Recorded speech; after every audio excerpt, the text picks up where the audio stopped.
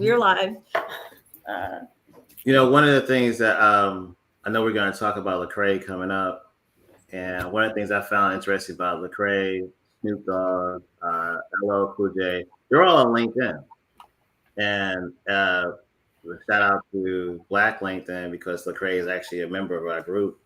Um, that said, I don't see like very little celebrity or music artists actually posting on a regular. Snoop Dogg probably posts.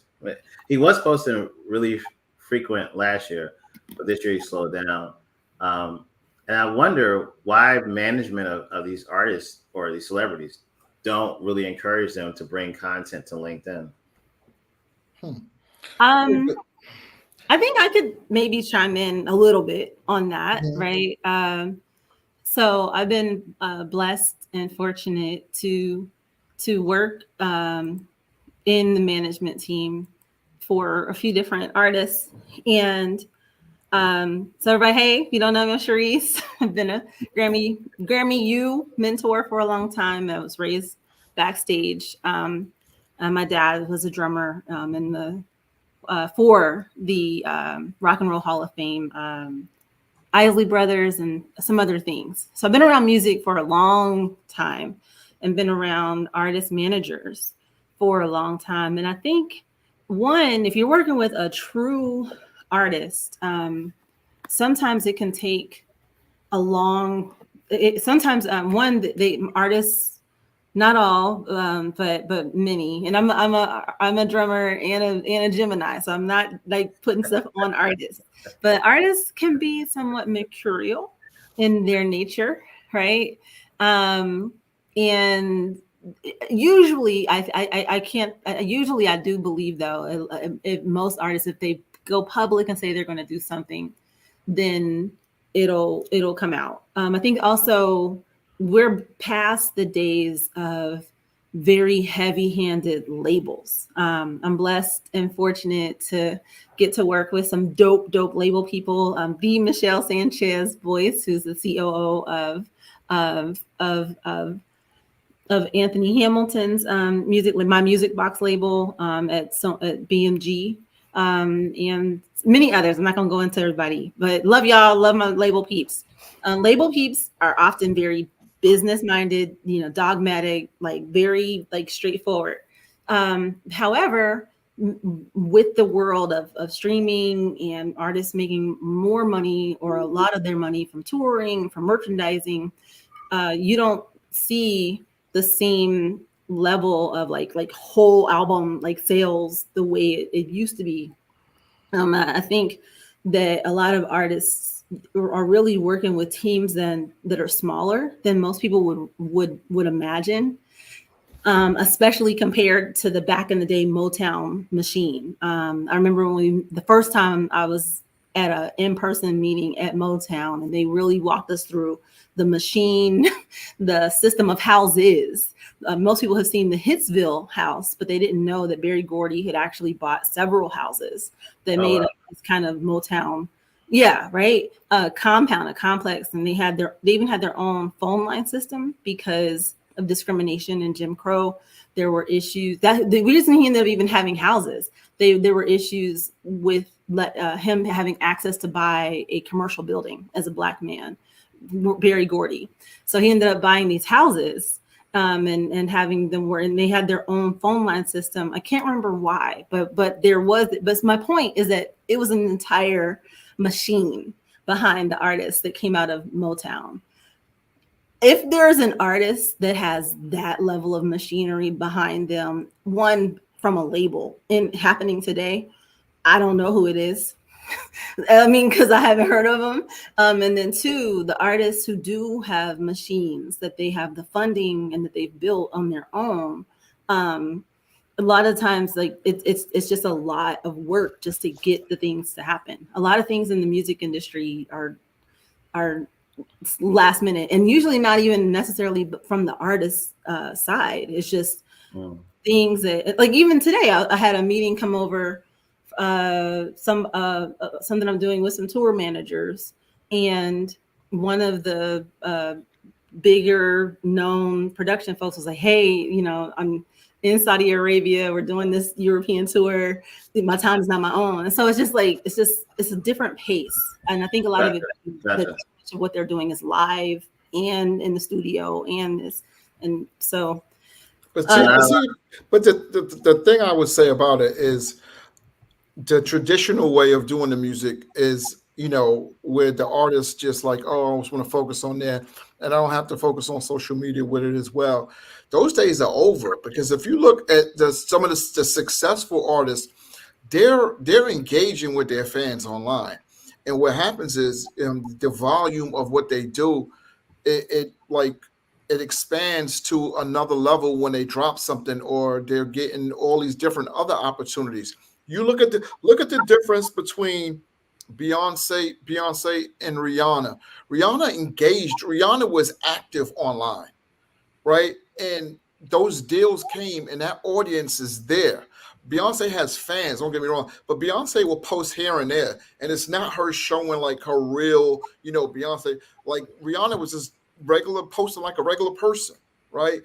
And the difference is like Justin Bieber, Selena, all these people that were posting, Chris Brown, they end up having a big audience, and it's enabled them to keep that fan base. So when their music does do, numbers, their fan base is spreading it out, and they're passing it on to other people as well. And it's just, it's that effect and different opportunities. We see what Rihanna is doing with the now the hair and yeah. I guess the not perfume, whatever she had going, the makeup line, and the different things, because those opportunities, when a company knows that you have an active, engaged audience, you have different opportunities now. So the people who just go and post and be like, "Oh, I'm getting ready to drop an album now. I'm going on tour," here and there. Those aren't. They're not engaged every day with their fan base, and those fans know that. The real ones that seeing when you're posting, they know everything about you. They're following your stories. They're doing all these different the behind the scenes. This is what's made people grow with Justin Bieber. He's so active. Chris Brown, so active. They're just ready. Taylor Swift, they know everything. So it's not before where the record label would put out, all of these bios and send it out to the magazines, to the TV Right. shows. And, you have to be active yourself now. And as an artist, these are the ones that's going to be able to take it to the next level. And it's just not about the content that you have in the sense of, your art, your music, and your talent. Being talented online can help you as well. And same thing what has gotten Lizzo to where she's at is, same thing. Lizzo would have just been a person, if Lizzo didn't have a social media account and she would have just had the hit, that would have been okay, but it wouldn't have taken her to the next level. And Yeah. she was, because people got to see her as who she is. She didn't care. She would post her shots at the pool. She would do this, and it's whatever. So they bought into that. And most record labels now, they're seeing it. And when we say, and it's the same thing in Hollywood with some of the movie stars. What I noticed with being in the business and seeing it from the entertainment perspective, the big names like Angelina Jolie and all these other people, all these other movie stars, they never wanted to get online because they couldn't get that audience right away, and they wouldn't just want to go on there and show like they only have 150,000 followers, and nobody's liking their post because they're posting and ghosting, and they weren't engaged, and they didn't think they have to. Now they're really realizing they have to. That's why The Rock is so big. That's why Kevin Hart is so big. All these movie stars who are at that next level, they're posting and they're engaging with their fans. If you want to go, and remember I was telling y'all how Will Smith wouldn't fall off.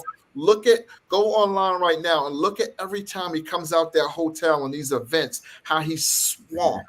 And that's because that's that fan base. Yeah. I think that you made awesome points, Colin, and I have a question for you. And I also want to take what you said and throw it back to the person we were just talking about, like Wendy Williams. She, I think most people who are aware of her, they probably feel like they know her, and it may be way off for how she actually is. but the way she came with her content, the way she did her content, the way she did her shows, all of her shows, it made the people who were following her and watching her feel like they really knew her, right? And I think that content, I think, Colin, you do a really great job on IG of like really like posting to your stories and this and that, and you're like really consistent. So I think a lot of people overthink social media and they overthink the content.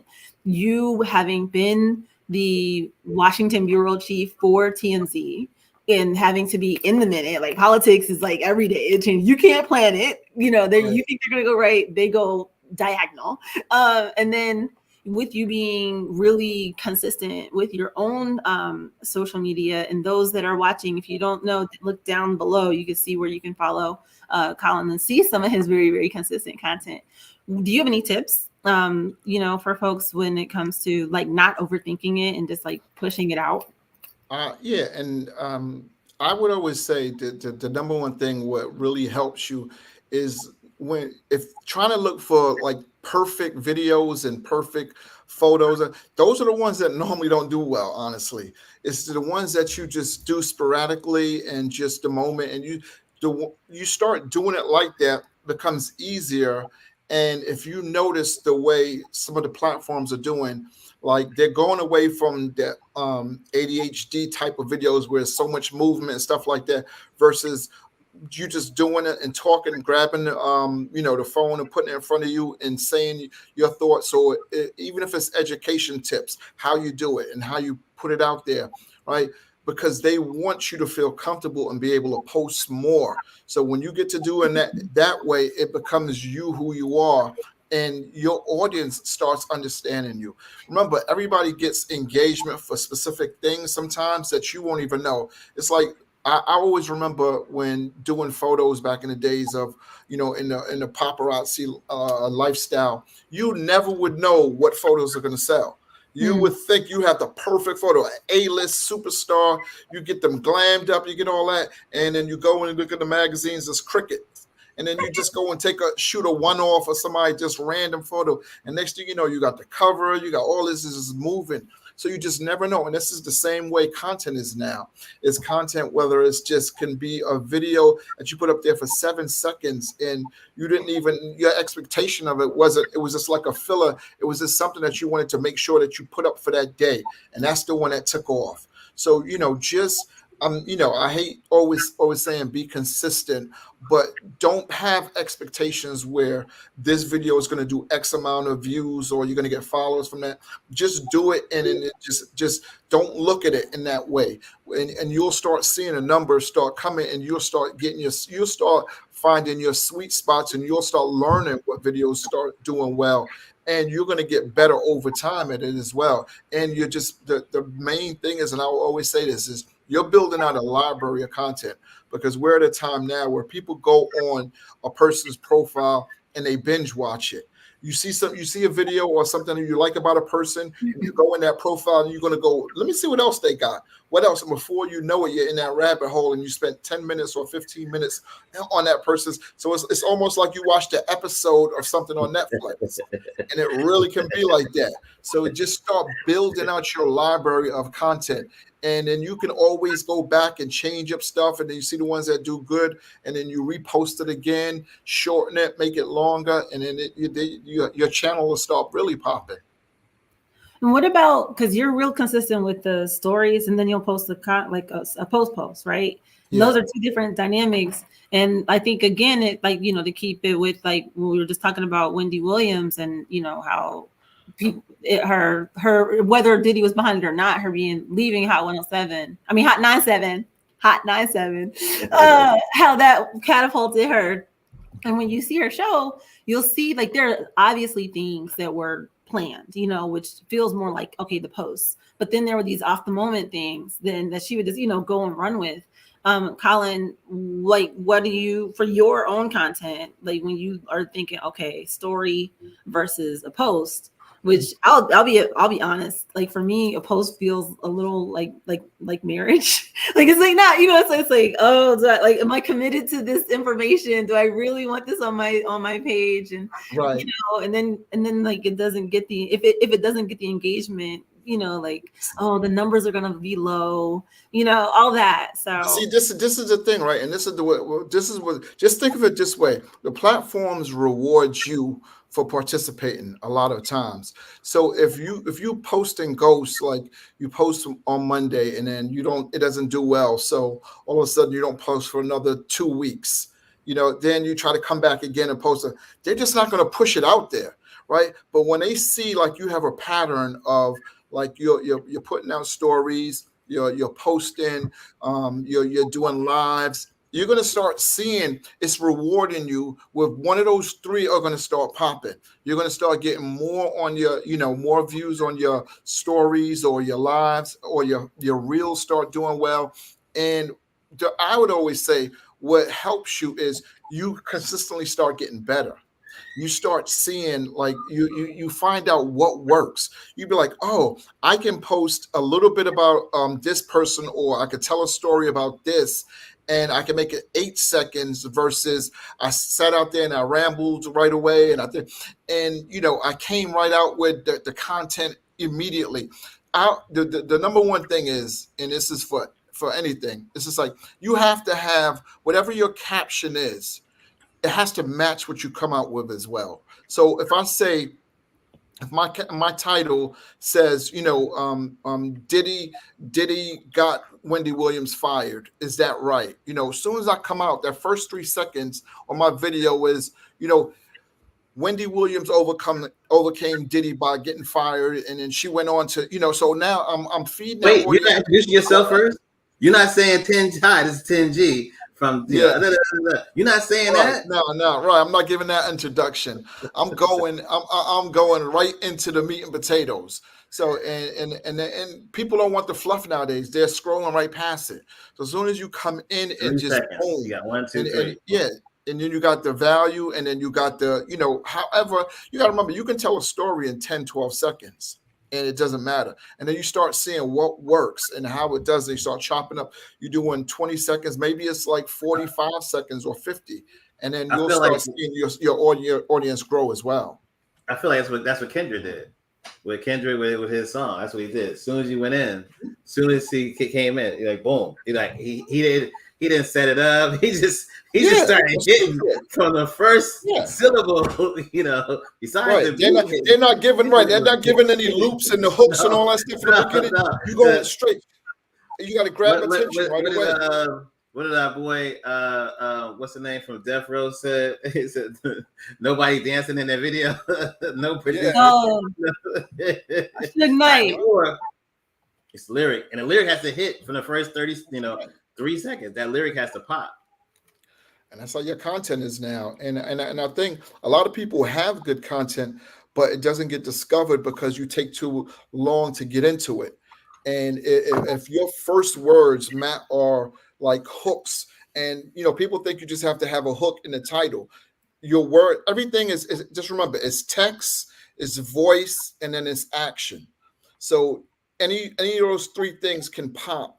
But when you do them all together, it really works. And then having a good hook and actually performing with the hook is exactly what you're saying, and let people stay on there. That's going to get the algorithm to really push your content and finding out what people really like about what you're saying. And then you double down on it. I have people and I have clients, and I'll be like, yo, this is working. You just saw, let's just say you normally get 1,500 views, and then all of a sudden this one did 12,000 views, and you want to go talk about something else your next 3 videos. No, keep pounding this type of style and this information until they get tired of it. Thank you. And then thank you you for start that. growing.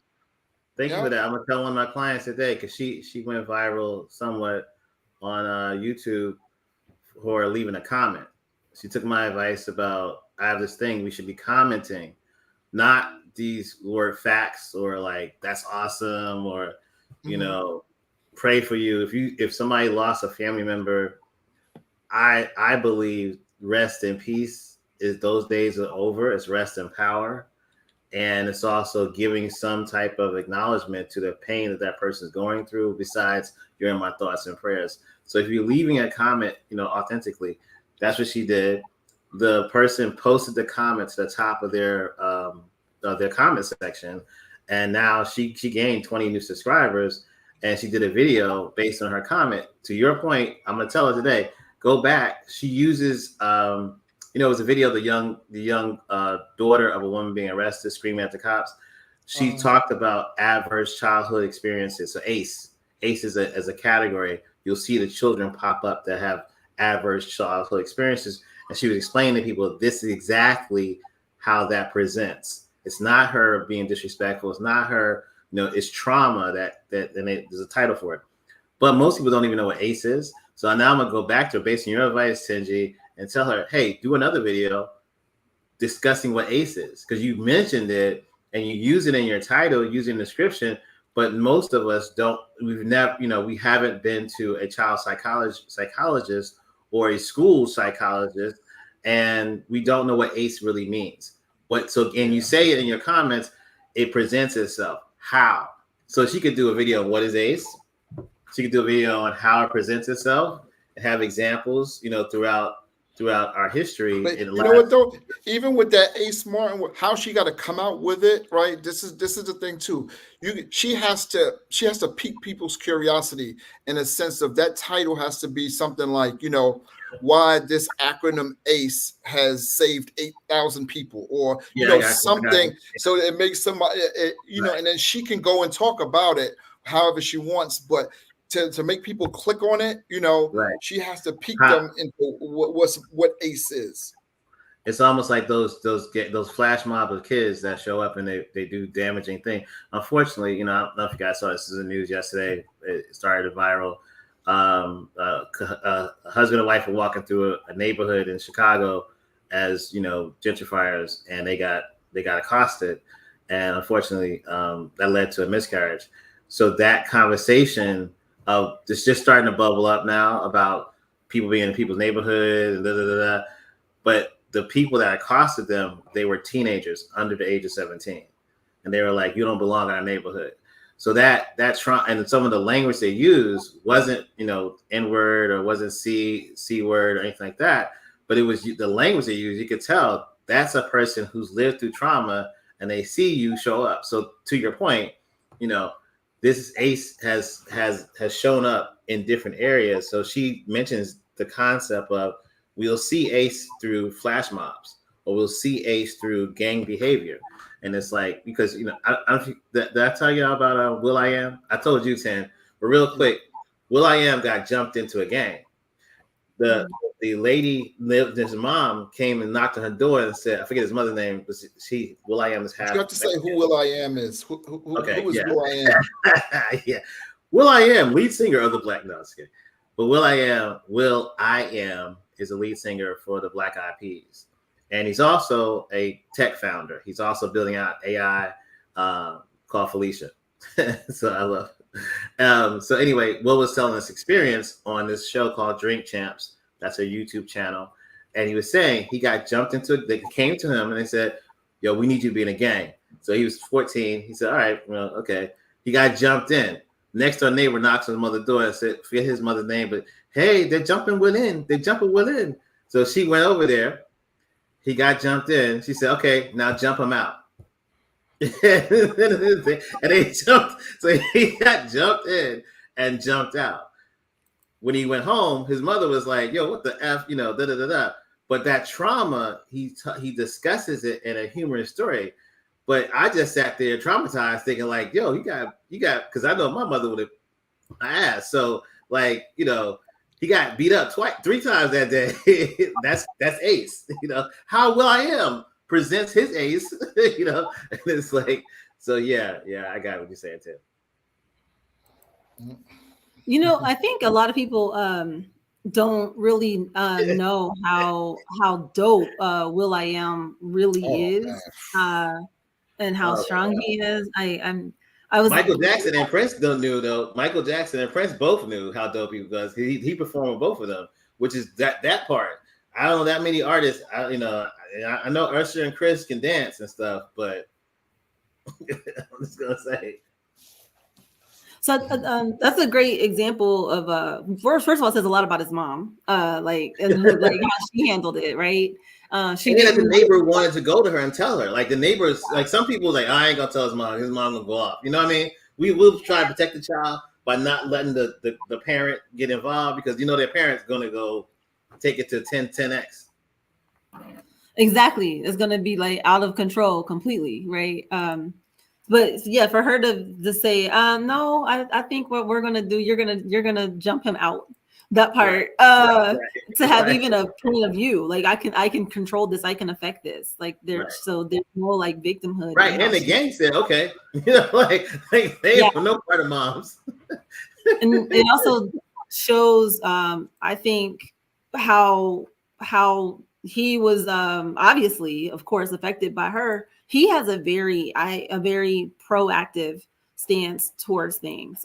When I worked at Coke, I was blessed to be in a huge, not just me, but a huge meeting, a lot of people with him, and he was talking about like he had just signed on to do this EcoC thing, which was Coke spelled backwards, but it was this recycling initiative for climate change. And he talked about meetings that he had been in. He didn't say the names, but meetings about technology that was coming our way. This is before wearables, before like when I say wearables, I mean smartwatches and things like that. Yeah. But he told us that he had seen these things that were coming in meetings, like real meetings. And so I think a lot of people are sleeping on him. I hope Will.i.am, if you somehow ever end up seeing this or anyone in his team, I think the culture, we need to hear more from him. We need to hear more from our thinkers who have been raised like his mom. Said, oh, you jumped my son into a gang? Okay, well, we're not victims. Now I need you to jump him out. And I think that's a great example of how even him telling that story,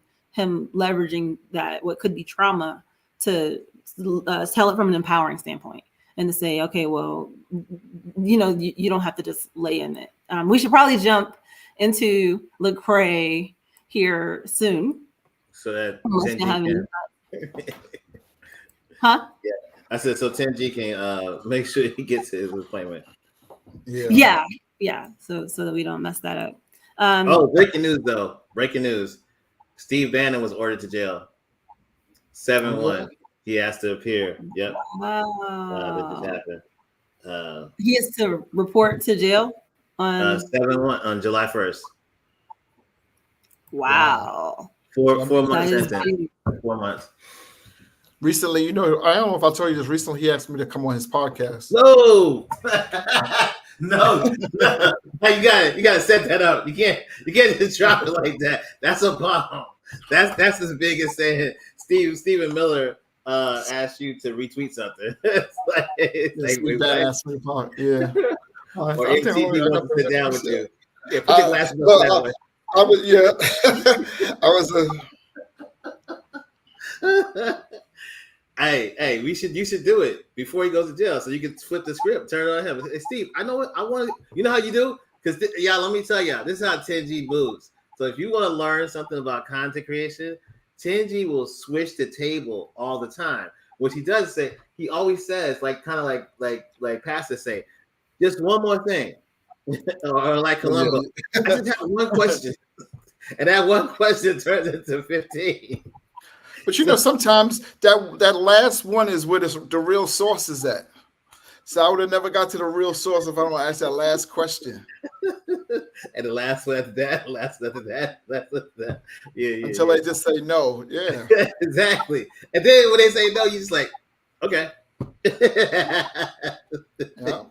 Like that. I told you early on. I told you the one thing I learned. One thing I learned about being reporter, whatever you want to call it, being a good journalist. A journalist. You're a journalist, Negro. Yeah. You're a journalist. I'm a street video guy, right? And I used to have I used to have a home run question, right? And then that was it. And then, it'd be okay, you didn't have good questions until, I remember Harvey telling me Harvey, who owns TMZ's the big guy, and he would always say, he was like, Colin, he said, you got a real good question in the beginning. He said, but you don't have that second and third question. And that's where the real money is at.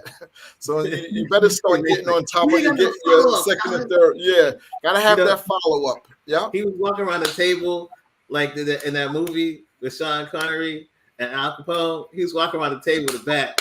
You know what, Colin? You don't have to follow up, Colin. Colin, yeah, you're right, boss. You're right.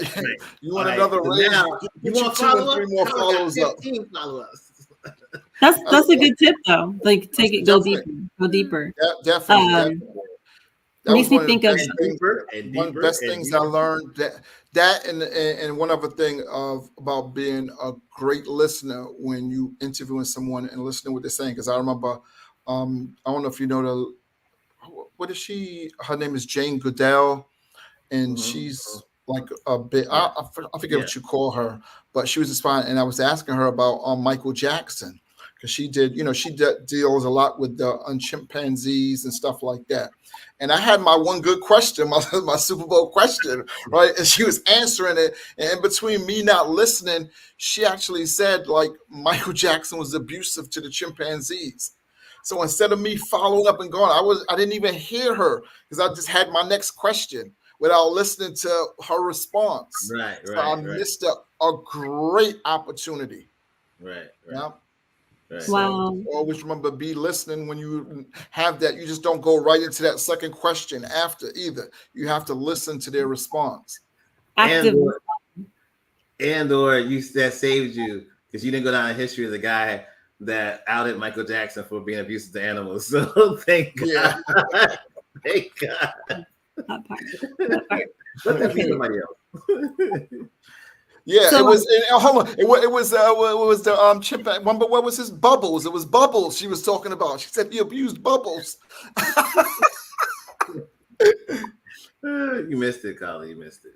Yeah. All right. So with that being said, speaking of, I guess like the things that are kind of like the opposite of abuse, I think there's some things that people are missing when it comes to really understanding Lecrae a bit. We said we would talk about a rapper who has been really just known for I guess positivity because he doesn't really love being called a Christian rapper, even though he does talk about God a lot.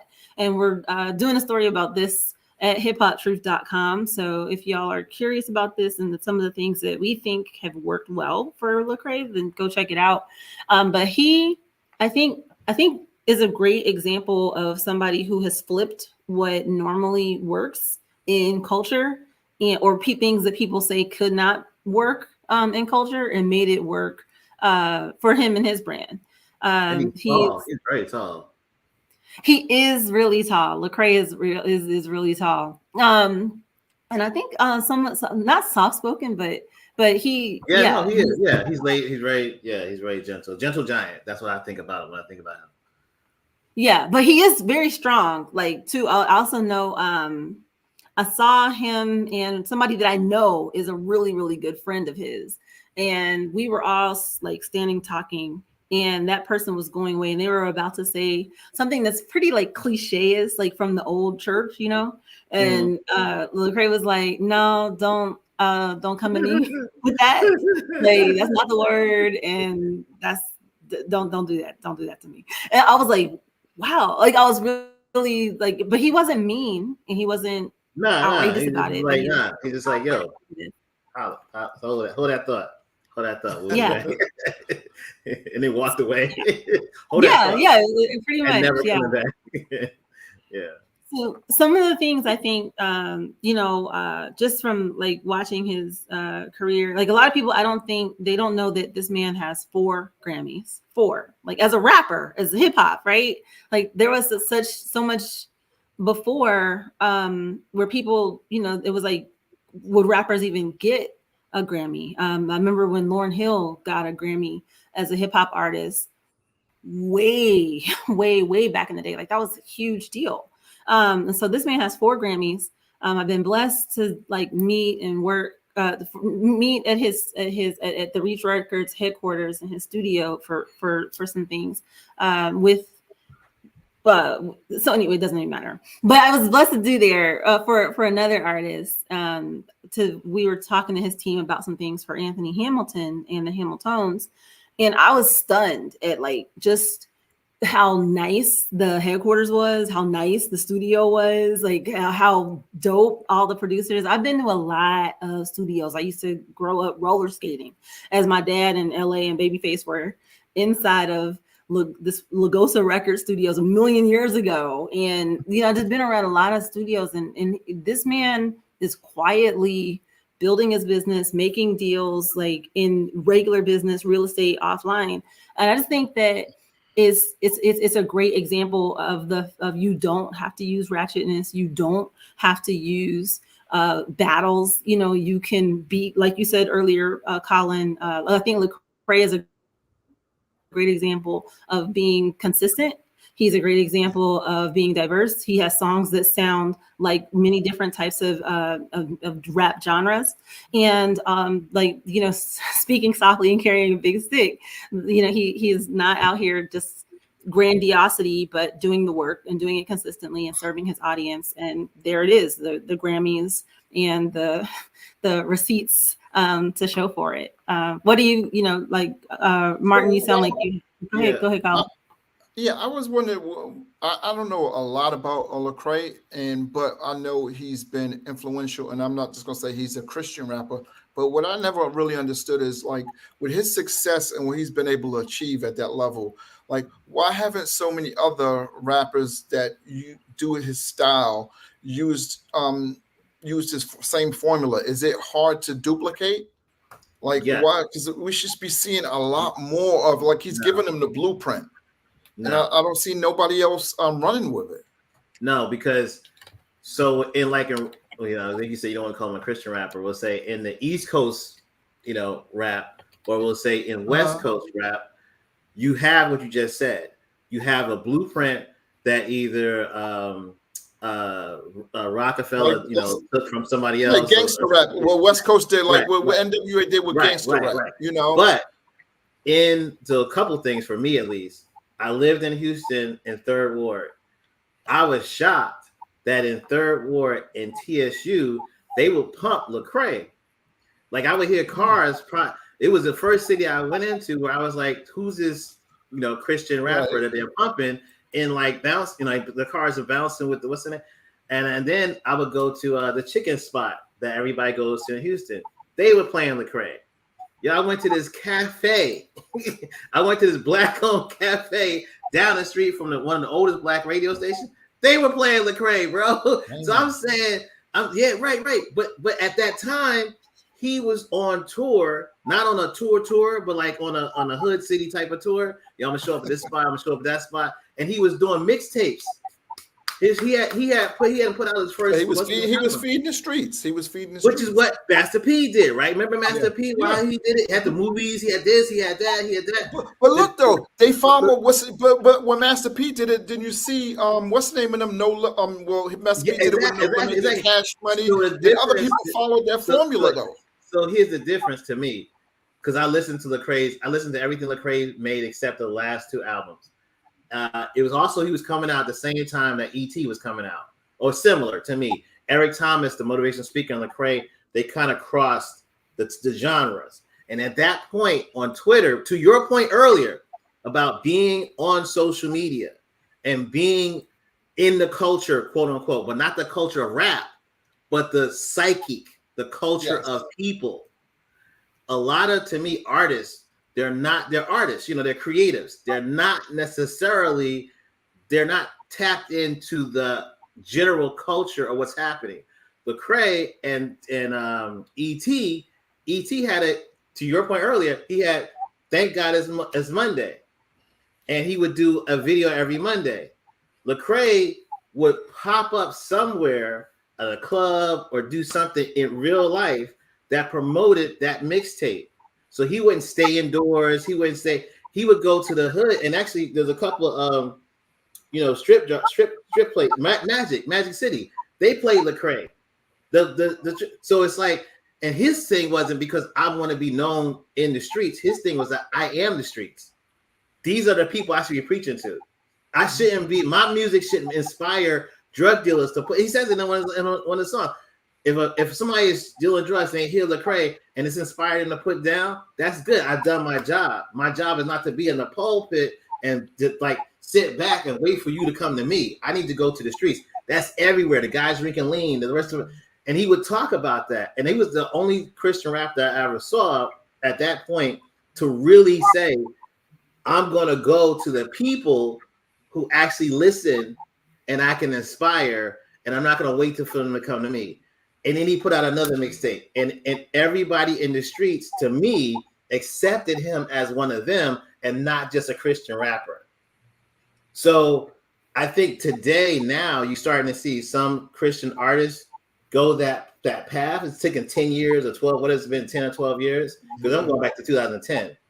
I don't think that, to Teresa's point earlier, artist management, labels, blah, blah, blah. Lecrae, for a long time, I don't know if he's attached to a label now, but he was independent.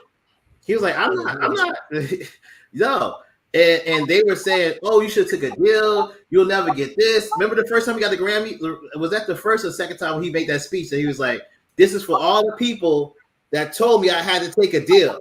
That told me I would never get to this level. Like you could tell, but you hear it in his music too. So he's passionate, but passionate with a purpose. And at the same time, to your point, Tim, to your question, it's a very, you don't see independent thinkers like him, like Tupac, Nas, Eminem. You don't see them come up. It's not as hard to copy that.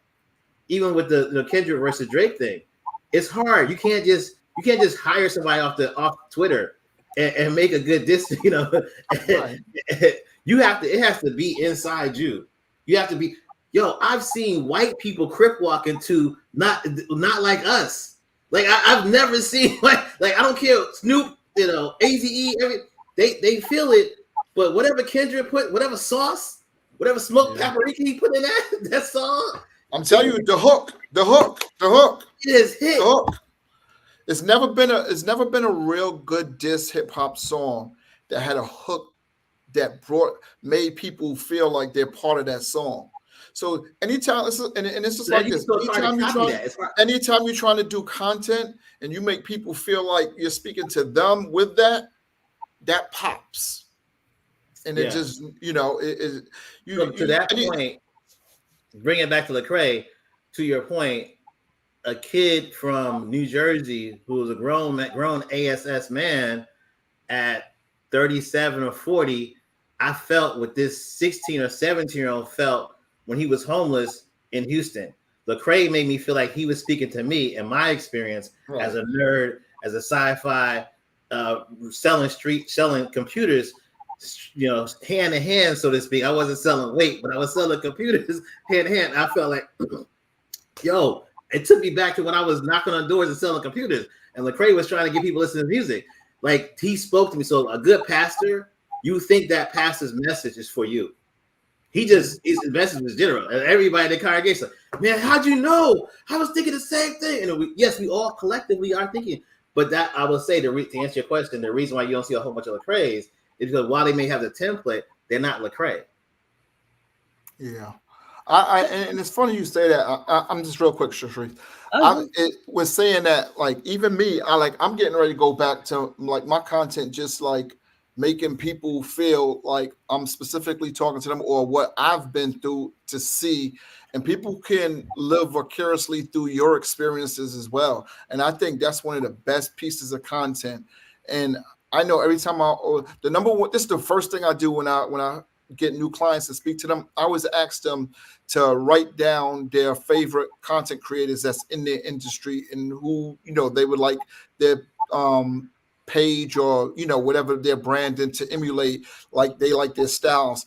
And then when they tell it to me, and I'll ask them, like, what makes you really like this, profile on this person? They always say, I've watched this person grow.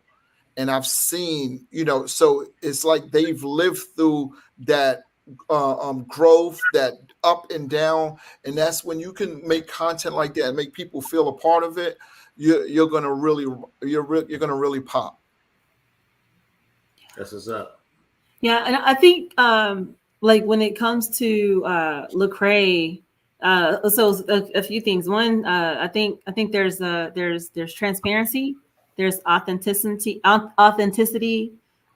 relationships, and and and the ways you see that, right? Like you were saying, Martin, when he goes and he's talking about like the street life and the gang life, even though media would like to at times or finds itself perhaps not from not being led by mostly black and brown people, seeing, you know, just maybe a peak of black and brown culture, media turns around and portrays that peak as if that's who we are, as if, you know, kids are in the hood, you know, like just, you know, like really, I think one of, you know, a famous ex first lady said, you know, they're predators, right? These young people who end up in the street life and gang life. Lecrae talked on Billy Graham's platform about how he was raised by a single mother, and that he had these uncles who were heavily involved in gangs, and that he wanted to be like his uncles, and that he even wanted every tattoo that his uncles had. Like, I don't even think I've ever seen somebody have a tattoo that I want on my body. I'm like, oh, well, that's taken, that's theirs. But so to be that bought into someone and you love this person so much, right? And he has been around gangs. He's lived what is true for a lot of black and brown kids, whether you're in the suburbs or in the hood. You have that relative that you love, that you care for, or you've been exposed to things, and you eventually have to make up a choice. Do you want to do what the streets say is cool and the quick way to make money, or do you want to take this other path over there? And since he grew up with these uncles he adored being in gang life, he can actually speak authentically to where a lot of kids are. And you hear it in his lyrics. He didn't become, I think in the early days, you're right, Martin, the early days of Christian rap and Christian hip hop, it was just Jesus, Jesus, Jesus, God, God, God. And I am here for that all day. This girl is.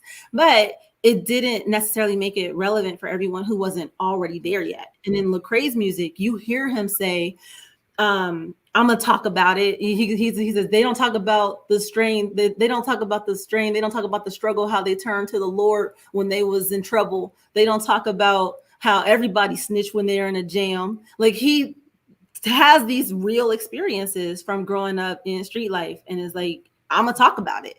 You know, it's that's from his song "Say I Won't."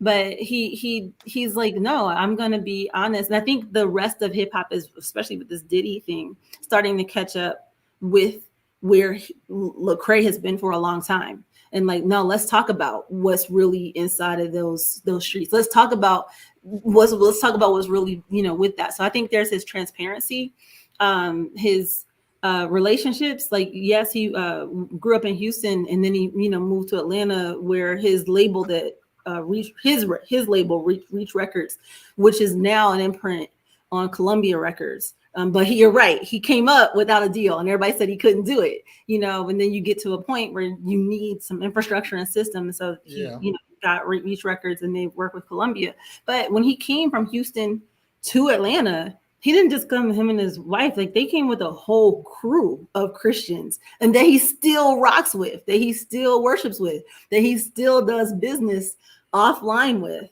And so that's how, you know, we can see that he's rolling in his personal life, Lecrae.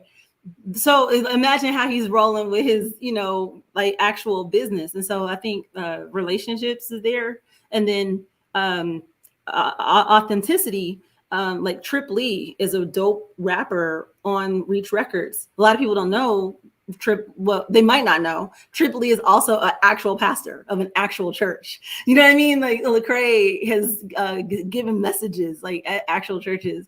Like that moment I mentioned, you know, when I was fortunate to be talking to him and one of his really good friends, and they came with some like old school timey religious speak, and he was like, I roll with the word. Like, there were no cameras, there were no, I'm not even sure Lecrae knew exactly what I did. He had any connection really to music. This was an informal conversation. So there's that authenticity, and we see rappers get blown up all the time because they present this persona. It happened with Vanilla Ice. Eminem gets a lot of credibility because even though he talked about having a hard childhood, he didn't try to claim that he was somebody's pimp, gangster, rap, like gang guy. He had his hard trailer park life, and he was authentic about that.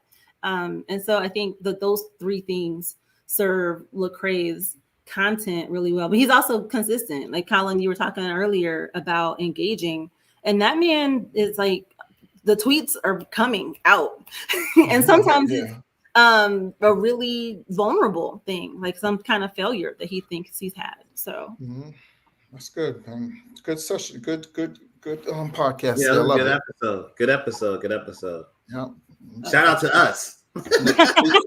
Yeah, so we're gonna try to keep being consistent and bringing it to y'all. And next week we will dig into a bit of. So there's a whole new level that's happened with this Kendrick Lamar thing. So y'all jump in with us. If you have questions or thoughts, and also let's talk about Rihanna and these deals she's getting and why she's getting these deals and why content is creating so much of her billion-dollar empire that she's creating. Amen. That part. Let's do it. Thanks for jumping in and rocking with us, everybody. Thank you.